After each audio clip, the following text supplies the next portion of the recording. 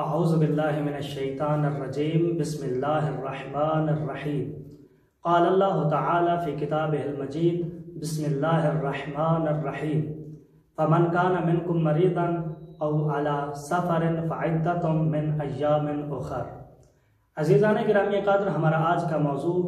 مسافر کے روزے کے احکام ہے کہ مسافر کب روزے کو قصر کرے گا۔ تو عزیزان گرامی قدر، 8 فرسخ اگر مسافر کر لیتا ہے یعنی 44 کلومیٹر اگر مسافر سفر طے کر لیتا ہے تو اس کا روزہ قصر ہو جائے گا۔ اور اسی طرح اگر وہ جانے کے اور آنے کے ملا کر دونوں سفروں کو ملا کر اگر اس کا 44 کلومیٹر سفر ہو جاتا ہے تب بھی وہ روزہ قصر کر سکتا ہے۔ مثلا 22 کلومیٹر جانے کے اور 22 کلومیٹر آنے کے دونوں کو ملا کر اگر وہ 44 کلومیٹر اس کا سفر ہو جاتا ہے تو تب بھی وہ روزے کو قصر کر سکتا ہے۔ اور اس کے ساتھ اس کی متعلقہ کچھ صورتوں کو میں ذکر کرنا چاہوں گا کہ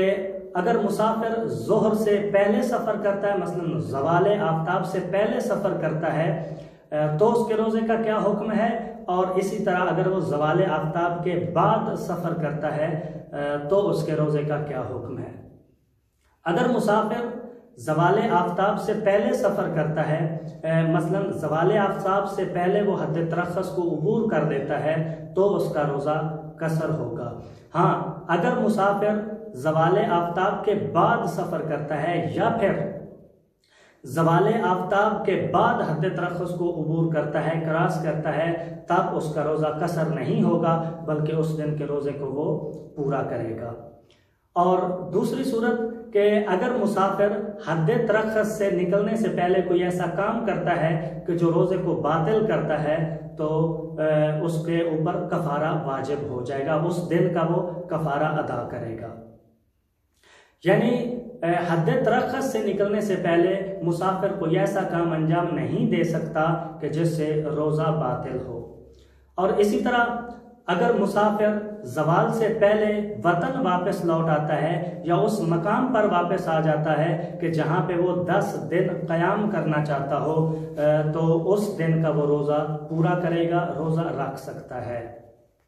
اور اس کی دوسری صورت کہ اگر مسافر زوال کے بعد وطن واپس آتا ہے یا اس جگہ پہ واپس آتا ہے کہ جہاں پہ وہ 10 دن قیام کرنا چاہتا ہے تو اس دن کا وہ روزہ نہیں رکھ سکتا بلکہ بعد میں قضا کرے گا۔ اور یہاں پہ ایک شرط میں بیان کر چکا ہوں مسافر کے روزے کے قصر ہونے کی، وہ یہ ہے کہ 8 فرسخ یعنی 44 کلومیٹر سفر کرے۔ اس کی دوسری شرط یہ ہے کہ ابتدا سے ہی 44 کلومیٹر کرنے کا ارادہ رکھتا ہو۔ اگر مسافر کا ابتدا سے ہی 44 کلومیٹر سفر کرنے کا ارادہ نہ ہو تو وہ اس دن کا روزہ قصر نہیں کر سکتا۔ مثلا مسافر گھر سے نکلتا ہے اور اس کا قصد یہ ہے کہ میں تقریباً 30 کلومیٹر سفر کروں گا،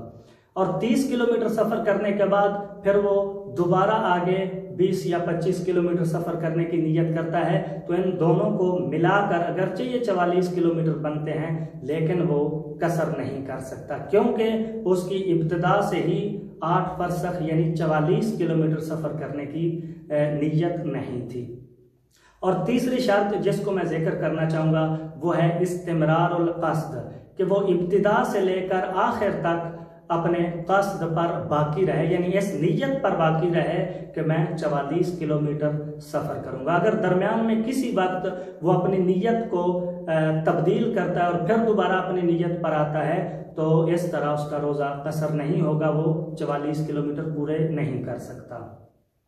اور تیسری شرط جس کو میں ذکر کرنا چاہوں گا وہ یہ ہے کہ اس کا سفر معصیت کا سفر نہ ہو۔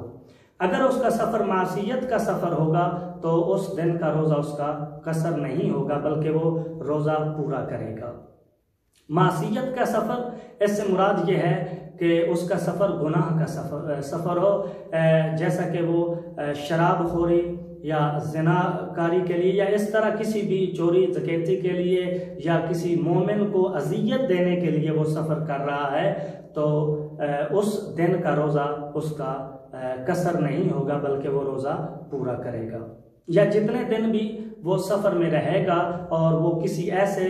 معصیت کے کام کے لیے سفر پہ گیا ہوا ہے تو وہاں پہ وہ روزے قصر نہیں کر سکتا بلکہ روزے پورے کرے گا۔ اور یہاں پہ میں اپنی اس آخری شرط کو جس کو ذکر کرنا چاہوں گا وہ یہ ہے کہ مسافر کثیر السفر نہ ہو۔ اگر مسافر کثیر السفر ہوگا تو پھر بھی وہ روزے کو قصر نہیں کر سکتا بلکہ روزہ پورا کرے گا۔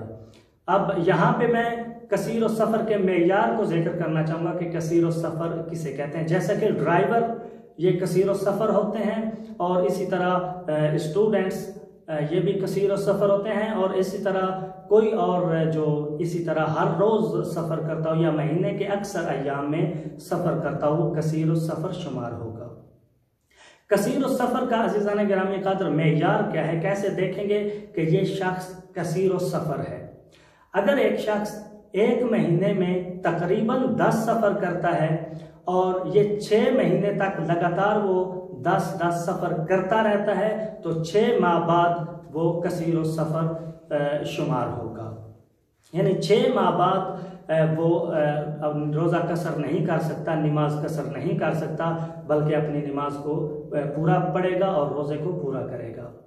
اور اسی کے ساتھ عزیزان گرامی قدر اس کے متعلقہ مسائل کو جو ہمارے مسافر کے روزے کے قصر کے بارے میں جو احکام ہمارے رہ گئے ہیں انشاءاللہ ہم آنے والی ویڈیو میں اس کو بیان کریں گے۔ اسی کے ساتھ دعا ہے پروردگار عالم ہمیں مذہب حقہ کو سمجھنے اور اس پر عمل کرنے کی توفیق عطا فرمائے۔ والحمدللہ رب العالمین۔